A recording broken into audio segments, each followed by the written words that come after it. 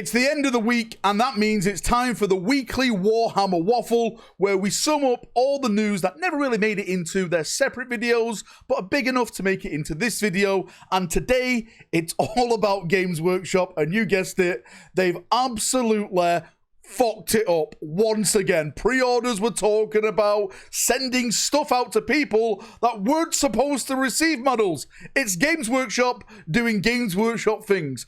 Couldn't run a piss up in a brewler. Let's jump in and let's get waffling. So one of the big disasters of this week is all about Space Marines, who would have guessed it, and it's a certain captain model, Captain Centos. This model, which you see in the background right now, was sent out to Games Workshop shops. You can only buy this model in Games Workshop. It's foot traffic for their shop to get people in, so consumers go in there, buy more than just the model, paint pots and stuff like that. It's a great marketing technique from Games Workshop. But of course, what they've done once again, they didn't make enough of them, and so many people have been sending me messages saying, Valrak, I have not been able to get the Captain Centos model. And what we do have now is eBay, because over on eBay, as you've seen in the background, it's been absolutely flooded with these limited edition / FOMO models from Games Workshop that people have gone, scalped, and now they put on eBay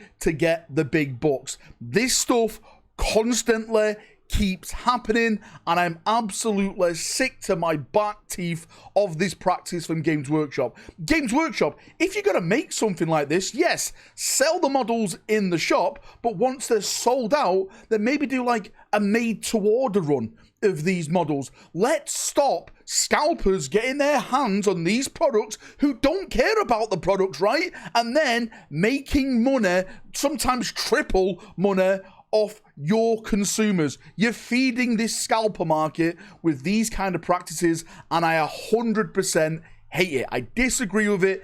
Please stop it. Try and make as many models as you can. You're a multi-billion-pound company.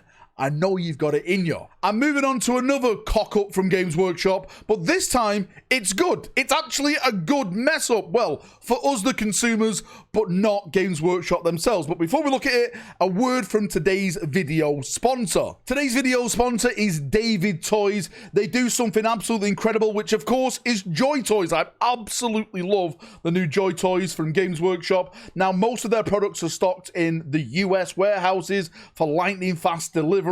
They also do take UK orders, which arrive around 3 to 6 days. If you use my referral code, which is Valrak, at the checkout, you get 12% off your entire order.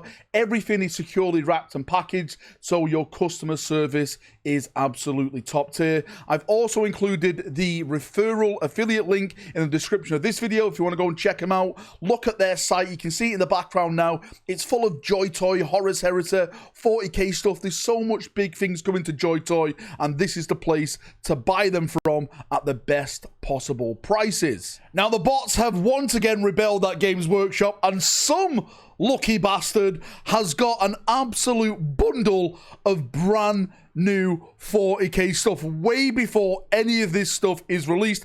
Image in the background right now, as you can see, the Votan, Vulcan Hestan, the Slaughter Brutes in there, all the Leagues of Votan stuff really. And the story behind this is basically a week or two ago, they pre-ordered the Black Templar and Grey Knight codexes. They got the tracking information, the stuff arrived, and when this chap opened it up, it was this stuff. It wasn't his Black Templar or his Great Knight stuff. Apparently, Games Workshop sent out the wrong box. This box was meant for a Games Workshop shop who ordered stock for the pre-order, but this chap got it instead, and he's got the models. It's all here. Apparently, he's contacted Games Workshop and said, hey, I still haven't got my Black Templar or my Grey Knight Codex, so hopefully he gets that stuff. But again, another absolute cock up from Games Workshop, but this time in the benefit of the consumer who's got an absolute awesome bundle of brand new models. Now, towards the back end of the video, let's focus on some video game news,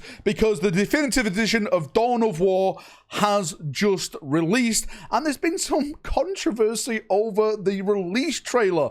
They went back, they upscaled it to 4K, but a lot of people weren't happy that they took out the iconic scream of the Sergeant. This scream.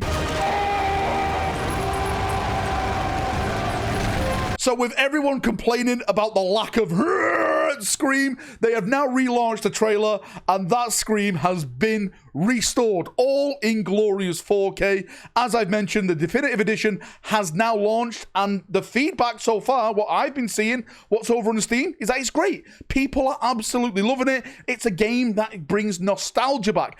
I personally think that this is the hype building up to Dawn of War 4, but I've already covered that in a separate video, and next week, hopefully, I'm going to be doing a reaction to it while I am away. So, fingers crossed for that one. But the definitive edition is now out. Go and check it out over on Steam. And, yeah, go and play a game from your childhood. And for those of you who like to go to Warhammer World, if you haven't been to Warhammer World, I would say go to Warhammer World. Every Warhammer fan has to make the pilgrimage to Warhammer World. It's an absolutely fantastic day out. Even if you want to take your family, the display areas, you can just lose yourself in there for absolute hours with just the dioramas, the models, the paint jobs. It's just an absolute fantastic day. There's food there, the Bugman's bars there, and now they've just refurbished the gaming hall by adding brand new gaming tables. Image in the background, as you can see right now.